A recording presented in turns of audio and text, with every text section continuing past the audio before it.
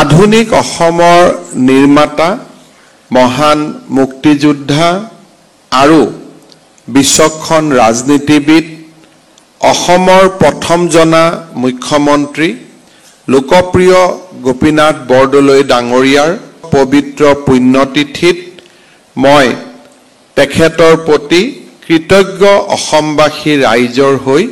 গভীৰ শ্ৰদ্ধাঞ্জলি নিবেদন কৰিছোঁ। ভাৰত ৰত্ন বৰদলৈদেৱে জাতিটোৰ প্ৰতি আগবঢ়োৱা অপৰিসীম অৱদানক স্মৰণ কৰাৰ উদ্দেশ্যে ৰাজ্য চৰকাৰে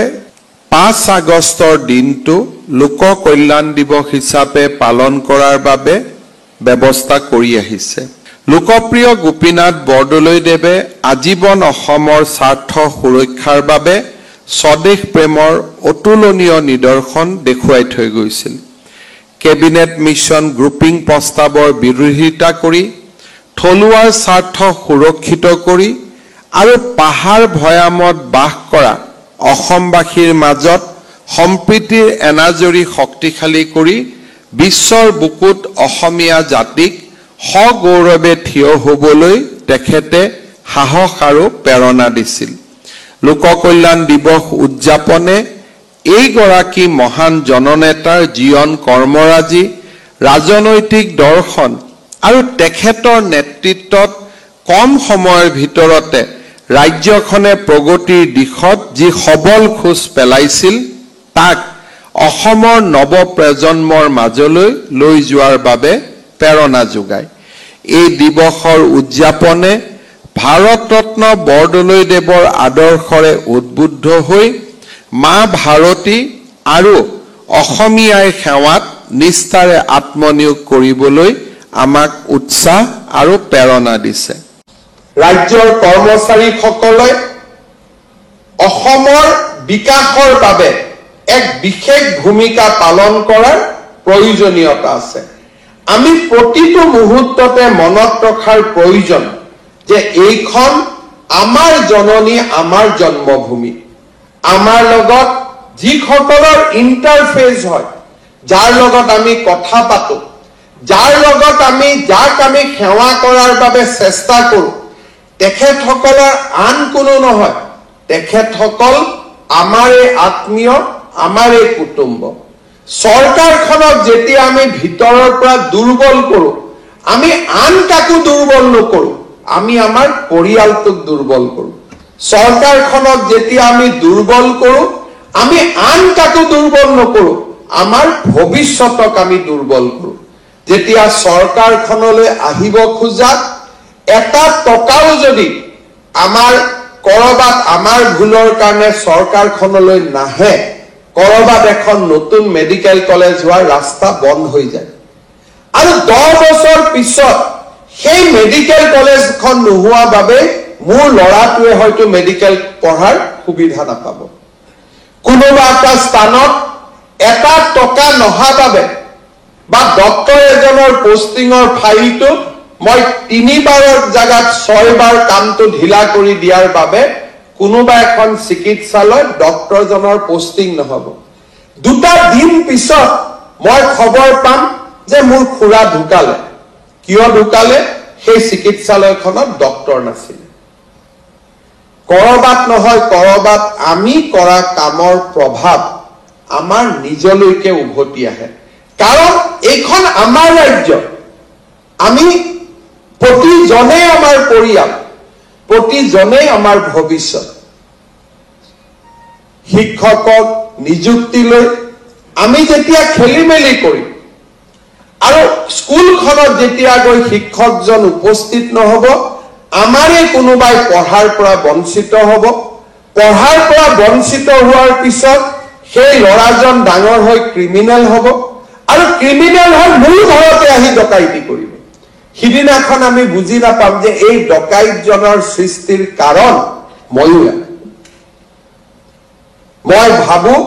যে আমি কৰা প্ৰতিটো কামৰে এটা ক্ৰিয়া আৰু এটা প্ৰতিক্ৰিয়া থাকে। চৰকাৰ এখন যেতিয়া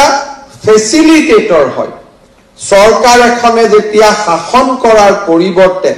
মানুহক সহায় কৰাৰ ভূমিকাত অৱতীৰ্ণ হয় তেতিয়া সমাজৰ পৰিৱৰ্তন হয় আৰু চৰকাৰখনৰ ব্যৱস্থাক যেতিয়া আমি এক্সপ্লইট কৰি সিস্টেমৰ ভিতৰৰ পৰা আমি যেতিয়া চৰকাৰখনক দুৰ্বল কৰি দিওঁ সেই চৰকাৰখন কেতিয়াও সফল হ'ব নোৱাৰে আৰু চৰকাৰখন সফল হ'ব নোৱাৰিলে ৰাজ্যখন বিকাশৰ গতিত কেতিয়াও আগবাঢ়ি যাব নোৱাৰে কেইদিনমান আগতে মই কামৰূপ মহানগৰ জিলাৰ উপায়ুক্তৰ কাৰ্যালয়ত গৈছিলোঁ এগৰাকী ভদ্ৰ মহিলা মই সুধিলোঁ খুৰী কিয় আহিছে অফিসত বোলে মুখ্যমন্ত্ৰী ডাঙৰীয়া মোৰ হাজবেণ্ড অসম চৰকাৰৰ এগ্ৰিকালচাৰ ডিপাৰ্টমেণ্টত কাম কৰিছিলে গেজেটেড অফিচাৰ তেওঁৰ পেনশনটো মোৰলৈকে ট্ৰান্সফাৰ হোৱা নাই তাৰ কাৰণে মই ইয়াত আহিছোঁ বোলে আপোনাৰ পেনশন লাগে আপুনি দিছপুৰত যাব লাগে ডিসি কোৰ্টত আপোনাৰ কি মই তেখেত যে মোৰ স্বামী আছিলে সেই কথাটো ডিসি জনে লিখি দিব লাগে এতিয়া এই নিয়মটো কোনে বনালে এজন কাৰ্যালয়ত কাম কৰা মানুহ 40 বছৰ মই একেলগে কাম কৰিলো কি আমাৰ অফিসত এনেকুৱা এখনো ডকুমেন্ট নাথাকে যে অমুক মোৰ পত্নী বুলি আমাৰ ডকুমেন্টেশন ইমানেই নাথাকে যে ডিসি জনৰ সাৰ্টিফিকেট নহলে আমি কব নোৱাৰো এই ব্যৱস্থাসমূহৰ নিৰন্তৰ প্ৰতিবেদন পৰিৱৰ্তন লাগে এজন যেতিয়া জিলা উপায়ুক্তই সাৰ্কেল অফিচাৰে দেখে যে চৰকাৰৰ নীতি নিয়মৰ কাৰণে আমি মানুহক সেৱা কৰিব পৰা নাই আমি তাক সংশোধনৰ বাবে আমি চৰকাৰক ক'ব লাগে কাৰণ প্ৰশাসন ওয়ান ওয়ে ট্ৰেইন নহয় সংবাদ হ'ব লাগিব ইজনে সিজনৰ কথা ক'ব লাগিব যে এই সমস্যাটো মুখ্য সচিবক লগ কৰি যে স্যাৰ আমি কষ্ট পাই থাকো চৰকাৰৰ এই গাইডলাইনখনৰ কাৰণে আমি কৰিব নোৱাৰো আপোনালোকে মোক সৰু কৰি দিয়ক যদি আধাৰ কাৰ্ডত মোৰ দেউতাৰ নাম লিখা আছে তাতকৈ আৰু মোক ডাঙৰ প্ৰমাণ কি লাগে যদি আধাৰ কাৰ্ডত লিখা আছে যে মোৰ দেউতাৰ নাম কৈলাশনাথ শৰ্মা ডিসি জনক তাতকৈ আৰু কি প্ৰমাণ লাগে কাৰণ আধাৰ কাৰ্ডখন বনাওঁতেইতো প্ৰমাণ লোৱা হৈছে যে মোৰ দেউতা তেওঁ হয় নে নহয় সাহসী পৰিৱৰ্তন লাগিব যদি আমি সাহসী পৰিৱৰ্তন কৰিব নোৱাৰো প্ৰশাসন কেতিয়াও ৰাইজৰ ওচৰ চাপি নাযায় দুই এজনে মোক ক'ব যে স্যাৰ মানুহজনে কি জানি সেকেন্ড ম্যাৰেজ কৰি থৈ দিছে কেনেকেনো দি ইনকুৱাৰী কৰি তেনেকুৱা কেছ কেইটা আহিব 5টা আহিব 10টা আহিব প্ৰশাসন হৈছে বহুজনৰ সুখায় বহুজনৰ হিতায় এটা অদ্ভুত কেছ এটা মনত ৰাখি 99 জনক হাৰাশাস্তি কৰাটো প্ৰশাসন নহয় এটা এভালুয়েশন হ'ব লেট হিম ফেস এটা গণ্ডগোলীয়া ব্যৱস্থা আহিব তাক আমি চাই লম কিন্তু তাৰ কাৰণে 99 জন নিৰী মানুহক হাৰাশাস্তি কৰাৰ প্ৰয়োজনীয়তাটো ক'ত থাকিব পাৰে আমি এটা অদ্ভুত পৰিৱৰ্তনৰ কাৰণে নিজক সাজু কৰিব লাগে কি দৰকাৰ আছে এনেকে ডিৰেক্টৰ জনে মাতি আনিব ভাই মাক মাতিবা এদিন দুআষাৰ পাতি লম হৈ গল লিখি দিলে যে I have talk to him finish আৰু কি প্ৰমাণ লাগে মই মুখ্য সচিব ডাঙৰীয়াক ক'ব খোজো সহিটো মোৰ লব সাহসী পৰিৱৰ্তনৰ কাৰণে ৰাজ্যখনক সাজু কৰক যদি সাহসী পৰিৱৰ্তন নহয় বা লিপ সাৰ্ভিস আমি পৰিৱৰ্তন কৰিব নোৱাৰো আজি দিনটোত মোৰ পিতৃ কোন বুলি খুধি জিলা উপায়ুক্তৰ তাত আজি দিনটোত 12,000 এপ্লিকেশন জমা হৈ আছে গোটেই অসমখনত 12,000 মানুহে নিজৰ বাপেকৰ নাম চৰকাৰৰ পৰা লিখাবৰ কাৰণে ঘূৰি আছে আজি দিনটো এই ধৰণে প্ৰশাসন নচলে মানুহ এটা সময়ত অশান্ত হৈ পৰে আৰু মানুহৰ মাজত আমি অশান্তি আমি একো সহায় কৰিব নোৱাৰো ৰাস্তা ঘাট বনাই দিব নোৱাৰো স্কুল কলেজ কৰিব নোৱাৰো চাকৰি দিব নোৱাৰো অন্তত আমি বাপেকৰ নামটোকে লিখি দিব পাৰো যে তোমাৰ দেউতাৰ নাম ইয়ে আছিল এইখিনিও যদি কৰিব নোৱাৰো আমি প্ৰশাসনক কেতিয়াও ৰাইজৰ ওচৰ চপাই আমি লৈ যাব নোৱাৰো অসম চৰকাৰৰ জল জীৱন মিছনে আৰম্ভ কৰা জলদূত নামৰ বিশেষ আঁচনিখনে আমাৰ জল জীৱন মিছনৰ সমগ্ৰ ধাৰণাটোকে ৰাইজৰ মাজলৈ লৈ যাবলৈ সক্ষম হৈছিল মই আজিৰ এই দিনটোত ৰাষ্ট্ৰীয় স্বীকৃতি পোৱা এই জলদূত আঁচনিখনক বা প্ৰগ্ৰেমটোক আমি স্বীকৃতি দিছো পিছত ইতিমধ্যে ৰাষ্ট্ৰীয় স্বীকৃতি লাভ কৰিবলৈ সক্ষম হৈছে মই জল জীৱন মিছনৰ মিছন ডাইৰেক্টৰ কৈলাশ কাৰ্তিক আৰু এই আঁচনি ৰূপায়ণত অতিকে নিবিড়ভাৱে জড়িত হৈ থকা অৰ্ণৱ কুমাৰ বৰুৱাক আমি পুনৰ এবাৰ অভিনন্দন জনাইছো নগাঁও জিলাত প্ৰথমবাৰৰ বাবে পাৰ্ল ফাৰ্মিং মুকুতাৰ সন্ধান আমি কওঁ মণি মুকুতা কিন্তু মুকুতাৰ সন্ধান আমি কেতিয়াও কৰা নাছিলো নগাঁও জিলাৰ উপায়ুক্ত আৰু আমাৰ গোটেই টিমটোৰ জৰিয়তে আজি প্ৰথমবাৰ অসমত মুকুতাৰ সন্ধান কৰিবলৈ ব্যৱস্থা কৰা হৈছে মই নগাঁও জিলা আয়ুক্ত নৰেন্দ্ৰ কুমাৰ শাহ বিশ্বজিৎ চক্ৰৱৰ্তী আৰু শংখ প্ৰবাল চান্দিল্যক অভিনন্দন জনাইছো আৰু নগাঁৱৰ এই পাৰ্ল ফাৰ্মিঙৰ যিটো ব্যৱস্থা আমি ইনোভেশন অসমত আৰম্ভ কৰিছো হি যাতে আৰু বিস্তাৰ আৰু প্ৰসাৰ লাভ কৰে তাৰ বাবে মই তেখেতসকলক আহ্বান জনাম আৰু ইয়াক ৰেপ্লিকেট কৰিবৰ বাবে মই আমাৰ আন জিলাসমূহক আহ্বান জনাম ডিব্ৰু ছৈখোৱা ৰাষ্ট্ৰীয় উদ্যানৰ লাইকা আৰু দধিয়া বনগাঁৱৰ সমস্যা অসমবাসী অৱগত একোখন জিলাৰ বিশেষ পৰিস্থিতি এটা সম্প্ৰদায়ৰ মানুহক আন এখন গাঁৱলৈ লৈ যোৱাটো ভীষণ আৰু জটিল সমস্যা মিচিং সমাজত থকা এই লোকসকলক আমি যেতিয়া দাধিয়া আৰু লাইকাৰ সুৰক্ষা আৰু তেওঁলোকৰ সুৰক্ষাৰ কাৰণে আমি আন এখন গাঁৱলৈ লৈ যাব ওলাইছিলো বহু বাধা আৰু বিঘিনিৰ আমি সন্মুখীন হৈছিলো যোৱা 10 বছৰ ধৰি এই প্ৰচেষ্টা অব্যাহত আছিল আমি সফল হোৱা নাছিলো আজি আমি লাইকাৰ ডিগ্ৰেডেড যিখিনি লাইকা বনগাঁৱৰ যিখিনি আমাৰ লোক আছিল তেওঁলোকক আজি আমি সুন্দৰভাৱে তিনিচুকীয়া জিলাতে আজি আমি তেওঁলোকক পুনৰ সংস্থাপন দিব পাৰিছো মানুহৰ জীৱনলৈ নিৰাপত্তা উভতি আহিছে আৰু তেখেতসকলে আজি এটা নতুন জীৱন আৰম্ভ কৰিবলৈ সক্ষম হৈছে এতিয়াও দধিয়াৰ পৰা বহু লোক লৈ যাবৰ বাবে বাকি আছে কিন্তু সমস্যা এটা সমাধান যদি হয় সেই সমস্যাই আন সমস্যাটোকো সমাধানৰ পথ দেখুৱায় মিছন বসুন্ধৰা বগীবিলৰ কাষত থকা নন কেডেষ্ট্ৰেল মাটিক কেডেষ্ট্ৰেললৈকে আমি ৰূপান্তৰ কৰাৰ লগে লগে লাইকা দধিয়াৰ আন অৱশিষ্ট লোকসকলকো আমি নতুন জাগালৈ লৈ আহিব পাৰিম তিনিচুকীয়া জিলাৰ উপায়ুক্ত স্বপ্নিল পাল আমাৰ divisional forest officer Digboi TC Ranjit Ram আৰু জিলাৰ আৰক্ষী অধীক্ষক গৌৰৱ অভিজিৎ দিলীপে এই সমস্যাৰ সমাধানৰ বাবে কৰা প্ৰচেষ্টা আৰু সফলতাৰ বাবে মই তেখেতসকলক অভিনন্দন কৰিছো আৰু এই গোটেই কেইটা আদৰ্শমূলক সেৱাৰ বাবে আজি আমি এই গোটেই বিষয়া কৰ্মচাৰীসকলক আমি কৰ্মশ্ৰী সন্মানেৰে আৰু আমি তেখেতসকলক পুৰস্কাৰেৰে আজি আমি তেখেতসকলক কৃতজ্ঞ অসমবাসীৰ হৈ আমি অভিনন্দন আৰু ধন্যবাদ জনাইছো যে আমাৰ right to public service act তাৰ অধীনত আমি লোকসেৱা দিৱস লোকসেৱা পুৰস্কাৰ ইয়াৰ লগত আমি থাৰ্ড কম্পোনেন্টটো আনিছো লোকসেৱাৰ অধিকাৰ আমি লোকসেৱা পুৰস্কাৰ দিছো আমি লোক কল্যাণ দিৱস পালন কৰিছো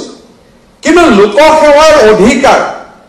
is very, very important component of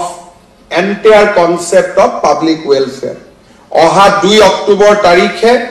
আমি অসমৰ লোক কল্যাণ আয়োগক ইতিমধ্যে লোক কল্যাণ আমাৰ কমিশনাৰ চিফ কমিশনাৰ আমি নিযুক্তি কৰিছো 2 অক্টোবৰৰ পৰা আমি লোক কল্যাণ অধিকাৰক আমি ৰাইজৰ বাবে মুকলি কৰি দিম ৰাইজে নিজৰ কাৰ্যালয়ত কাম কাজ নহলে ৰাইজে আয়োগৰ ওচৰত অভিযোগ দিব পাৰিব আৰু আয়োগে সেই অভিযোগসমূহ নিষ্পত্তি কৰি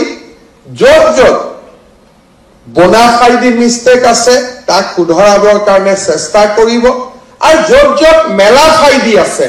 তাক জৰিমনা বিহাৰ বাবে ব্যৱস্থা ল'ব মই লোক আজি আমাৰ সভাত আমাৰ চিফ কমিশনাৰ উপস্থিত আছে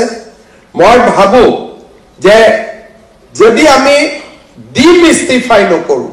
we have to demystify the word disposal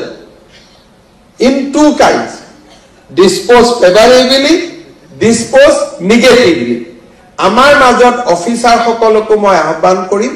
যে যিবিলাক পোৰ্টেলৰ শব্দই কনফিউজন ক্ৰিয়েট কৰে সেই শব্দবিলাক যিমান সোনকালে পাৰো আমি নোহোৱা কৰিব লাগে লোক কল্যাণ দিৱসৰ দিনা এই কাৰণে কথাখিনি মই কোৱাৰ বাবে উপযুক্ত বুলি বিবেচনা কৰিছো কাৰণ লোকপ্ৰিয় গোপীনাথ বৰদলৈ সেই গৰাকী ৰাজনৈতিক ব্যক্তি আছিল যোনে প্ৰথমবাৰৰ বাবে এখন আধুনিক অসমৰ কল্পনা কৰিব পাৰিছিল গুৱাহাটী বিশ্ববিদ্যালয়ৰ পৰা আৰম্ভ কৰি স্বাধীনতাৰ সেই প্ৰাক যি স্বাধীনতাৰ যি মুহূৰ্ত আছিল প্ৰাক মুহূৰ্ত আৰু পৰৱৰ্তী মুহূৰ্ত এই গোটেই সময়ছোৱাত গোপীনাথ বৰদলৈ ডাঙৰীয়াই এখন আধুনিক অসম নিৰ্মাণৰ বাবে নিৰন্তৰ কাম কৰিছিল স্বাধীনতা আন্দোলনত তেখেতৰ ভূমিকা আৰু স্বাধীনতা আন্দোলনৰ সমান্তৰালভাৱে গ্ৰুপিঙৰ পৰা অসমক ৰক্ষা কৰাত গোপীনাথ বৰদলৈ ডাঙৰীয়াৰ পৰ্বত সমান ভূমিকা আৰু অসমত আমাৰ খিলঞ্জীয়া লোকসকলৰ অধিকাৰৰ বাবে তেখেতৰ ট্ৰাইবেল বেল্ট ব্লক আদি নিৰ্মাণ কৰাৰ দৰে সুদূৰ প্ৰসাৰী চিন্তাধাৰাৰ লগত আন এটা দিশ সদায় গোপীনাথ বৰদলৈ ডাঙৰীয়াৰ জীৱনত সমাহিত হৈ আছিল সেয়া আছিল এখন আধুনিক অসমৰ সপোন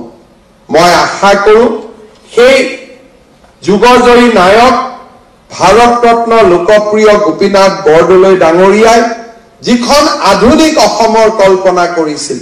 সেই আধুনিক অসমখন ৰূপায়ণৰ বাবে আমাৰ চৰকাৰৰ বিষয়া কৰ্মচাৰী সকলে নিজক আকৌ এবাৰ সমৰ্পিত কৰিব আৰু আজি এই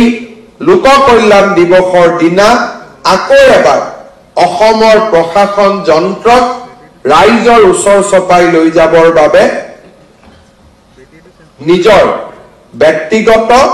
আৰু সামূহিক অৱদান আগবঢ়াব আজিৰ এই দিনটোতে আমি অসম চৰকাৰৰ বিষয়াসকলক বিশেষকৈ যিসকলে লিডাৰশ্বিপ দিয়ে নেতৃত্ব দিয়ে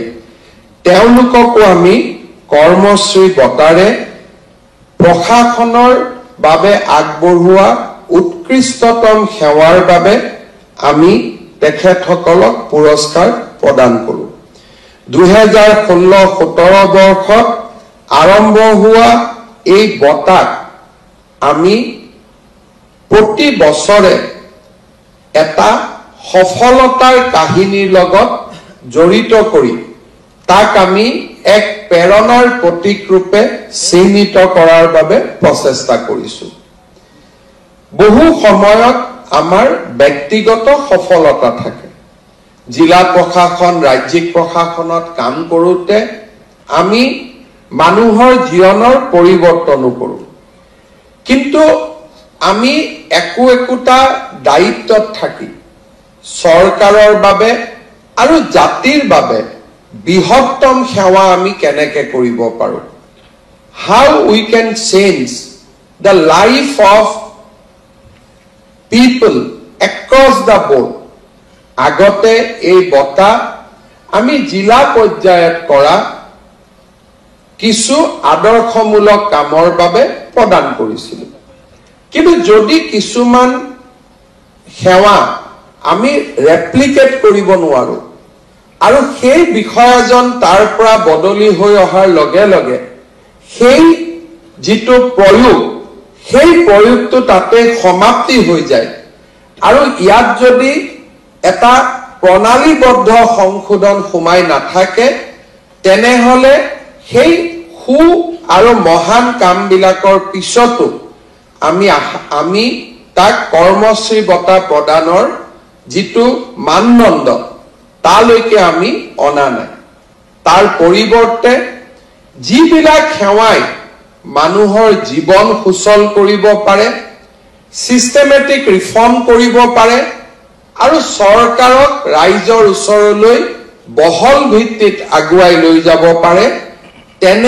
তেনে ব্যৱস্থাসমূহকে আমি কৰ্মশ্ৰী বঁটাৰে প্ৰেৰণা দিবলৈ চেষ্টা কৰিছো। লোকসেৱা পুৰস্কাৰ হল এটা বিশেষ পুৰস্কাৰ যি অসম চৰকাৰৰ অৰাজপত্ৰিত কৰ্মচাৰীসকলক সামৰি লয়। সাধাৰণতে আমি প্ৰশাসনিক ব্যৱস্থাত দেখো যিকোনো বিভাগত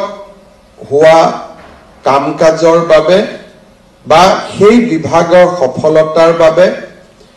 মন্ত্ৰীজনক সন্মানিত কৰা হয় আৰু কিছু কিছু ক্ষেত্ৰত বিষয়াজনক সন্মানিত কৰা হয়। কিন্তু নেপথ্যৰ আঁৰত থাকি যিসকলৰ প্ৰচেষ্টাত এই কৰ্মই সফলতাৰ মুখ দেখা পায় তেওঁলোকক সাধাৰণতে আমি ৰাইজৰ সন্মুখলৈ উলিয়াই নানো। একোটা সফল জীৱন স্বীকৃতি অবিহনে তেওঁলোকৰ কৰ্মদিনৰ সামৰণি পৰে।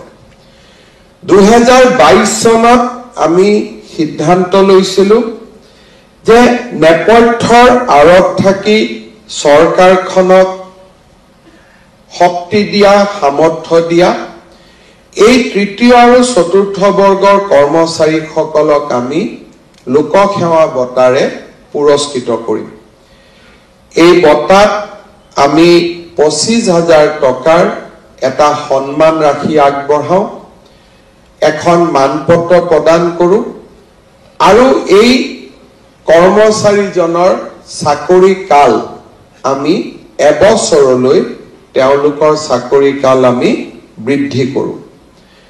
2022 বৰ্ষত আমি আৰম্ভ কৰা এই বঁটাই প্ৰথম বছৰ 10 গৰাকী কৰ্মচাৰীক আমি ৰাজ্যিক বঁটা আৰু 89 গৰাকী কৰ্মচাৰীক আমি জিলা পৰ্যায়ত লোকসেৱা বঁটা প্ৰদান কৰিছিলো। 2023 চনত আমি 75 গৰাকী চৰকাৰী কৰ্মচাৰীক আমি লোকসেৱা বঁটা প্ৰদান কৰিছিলো। এই বছৰ আমি ৰাজ্যিক পৰ্যায়ত 10 গৰাকী আৰু জিলা পৰ্যায়ত 37 গৰাকী লোকক আমি লোকসেৱা পুৰস্কাৰেৰে সন্মানিত কৰিছো। এই লোকসেৱা পুৰস্কাৰৰ বাবে এটা অতি কঠোৰ ব্যৱস্থা গ্ৰহণ কৰা হয় আৰু শেষত বিভিন্ন অসম আৰক্ষী আৰু ভাৰত চৰকাৰৰ বিশেষ এজেন্সিসমূহৰ দ্বাৰা তেওঁলোকৰ কৰ্ম সংস্কৃতি বিশেষকৈ ইন্টিগ্ৰিটিৰ ওপৰত আমি এটা বেকগ্ৰাউণ্ড চেক কৰাৰ পিছতহে এই বঁটা আমি আগবঢ়াওঁ। ফলত এই বঁটা যিসকলে লাভ কৰে স্বাভাৱিকতে তেওঁলোকে পৰীক্ষাৰ এটা কসটিশীলত উত্তীৰ্ণ হৈ এই বঁটা লাভ কৰাৰ বাবে যোগ্যতা অৰ্জন কৰে। স্বাভাৱিকতে এই বঁটা লাভ কৰা প্ৰতিজন কৰ্মচাৰী আমাৰ বাবে এক আদৰ্শৰ স্বৰূপ আৰু তেখেতসকলক আজি ভাৰত ৰত্ন লোকপ্ৰিয় গোপীনাথ বৰদলৈ পুণ্য তিথিত আমি তেখেতসকলক সন্মান জনাবলৈ পাই সঁচাকৈ গৌৰৱ অনুভৱ কৰিছো। আমাৰ সমগ্ৰ ৰাজহুৱা সেৱাক শিথিল সুষম আৰু অতি সহজতে ৰাইজৰ ওচৰলৈ লৈ যোৱাৰ বাবে প্ৰচেষ্টা চলাই আহিছে। তাৰ লগে লগে কৰ্মচাৰীসকলৰ প্ৰয়োজনীয় সমস্যাসমূহ পূৰণৰ বাবেও আমি প্ৰচেষ্টা কৰিছো। আপোন ঘৰ আঁচনিয়ে হওক, শেহতীয়াকৈ প্ৰধানমন্ত্ৰীৰ সূৰ্য ঘৰ আঁচনিত চৰকাৰী কৰ্মচাৰীসকলক দৰমহাৰ বিপৰীতে উইদাউট মৰ্টগেজ আমি সোলাৰ লগাবৰ বাবে আৰম্ভ কৰা ব্যৱস্থাই হওক, মেডিকেল ৰিইম্বাৰ্সমেন্টৰ ক্ষেত্ৰত আমি আৰম্ভ কৰা নতুন আঁচনিয়ে হওক, এই গোটেই আঁচনিসমূহে আজি আমাৰ চৰকাৰী কৰ্মচাৰীসকলৰ মাজত এক নতুন কৰ্ম সংস্কৃতিৰ সৃষ্টি কৰিছে। যোৱা কিছুদিনৰ পৰা বিভিন্ন ৰাজ্যত বিভিন্ন কাৰণত মই ভ্ৰমণ কৰাৰ সুবিধা পাইছিলো আৰু এই ভ্ৰমণসমূহৰ সময়ত মই দেখা পাইছিলো যে আমাৰ ৰাজ্যৰ চৰকাৰী কৰ্মচাৰীসকলক আমি এটা ডিফিকাল্ট সিচুৱেশ্যনত থাকিও আমি যিমানখিনি তেওঁলোকৰ কাৰণে কৰিবৰ বাবে চেষ্টা কৰো, ভাৰতৰ আগশাৰী ৰাজ্যসমূহতো এনে প্ৰচেষ্টা আৰম্ভ হোৱা নাই। আজি আমাৰ অসমৰ চৰকাৰী কৰ্মচাৰীসকলে প্ৰায় 50% হাৰত, অলপ কম 3-4 পইণ্ট কম, আমি ডিয়াৰনেছ এলাউন্স লাভ কৰো। পশ্চিমবংগ আমাতকৈ যথেষ্ট আগবঢ়া ৰাজ্য। পশ্চিমবংগত আজিৰ দিনত চৰকাৰী কৰ্মচাৰীসকলে 14% ডিএ লাভ কৰে। মানুহৰ মাজত ধাৰণা যে পশ্চিমবংগ অসমতকৈ আগবঢ়া ৰাজ্য, কিন্তু আজিও যদি কোনোবাই গুগল কৰে, 1 মিনিট লাগে যে DA in West Bengal, DA in Assam, আপোনালোকে দেখা পাব যে আমাৰ ৰাজ্য চৰকাৰখনে চৰকাৰী কৰ্মচাৰীসকলক প্ৰতিটো দিনতে প্ৰতিটো মুহূৰ্ততে আমি এটা উপযুক্ত সংস্কৃতি, ৰাজহুৱা সংস্কৃতি আমি দিবলৈ প্ৰচেষ্টা কৰো। অসম সচিবালয় আমি গ্ৰহণ কৰা এটা ডাঙৰ সিদ্ধান্ত যে ডেপুটি সেক্ৰেটাৰী লেভেললৈকে গৃহ, মুখ্যমন্ত্ৰীৰ সচিবালয় আৰু বিত্ত বিভাগক বাদ দিলে আৰু কোনো বিভাগতে এছিএছ বিষয়া নাথাকিব। ই এক ডাঙৰ সিদ্ধান্ত আমি লৈছো, যোনে আমাৰ সচিবালয় তৃতীয় শ্ৰেণীত নিযুক্তি হোৱা কৰ্মচাৰীসকলৰ বাবে এটা আগলৈ যোৱাৰ বাবে এটা ডাঙৰ পাথৱে এটা আমি মুকলি কৰি দিছো। এই ব্যৱস্থা অহা কিছুদিনৰ ভিতৰত আমি ৰূপায়ণ কৰিম, যাতে ডেপুটি সেক্ৰেটাৰী পৰ্যায়ত থকা অসম অসামৰিক সেৱাৰ প্ৰতিগৰাকী বিষয়া ফিল্ডত গৈ কাম কৰিব পাৰে, অভিজ্ঞতা অৰ্জন কৰিব পাৰে আৰু প্ৰশাসনক নেতৃত্ব দিব পাৰে। ৰাজনীতি কৰা ব্যক্তিসকলৰ বাবে কেতিয়াবা কেতিয়াবা অমৃত মন্থন কৰাৰ আগতে বিষ পান কৰিবই লাগিব। আৰু বিশেষকৈ যোৱা 24টা বছৰত মোৰ ৰাজনৈতিক জীৱনৰ পৰা মই দেখা পাইছো যে য'তেই য'তে মই বিষ পান কৰাৰ সুযোগ পাইছো, তাতে তাতে ৰাজ্যত কৰবাত নহয় কৰবাত এখন মেডিকেল কলেজৰ জন্ম হৈছে, কৰবাত নহয় কৰবাত বিশ্ববিদ্যালয়ৰ জন্ম হৈছে, কৰবাত নহয় কৰবাত সেমি কণ্ডাক্টৰ ইণ্ডাষ্ট্ৰি আৰম্ভ হৈছে। গতিকে আমাৰ ৰাস্তা অমৃত পান কৰাৰ নহয়, আমাৰ ৰাস্তা হৈছে বিষ পান কৰা, যাতে জগতৰ বিষ আমি পান কৰিম আৰু প্ৰজাই অমৃতৰ ফল লাভ কৰিব পাৰিব।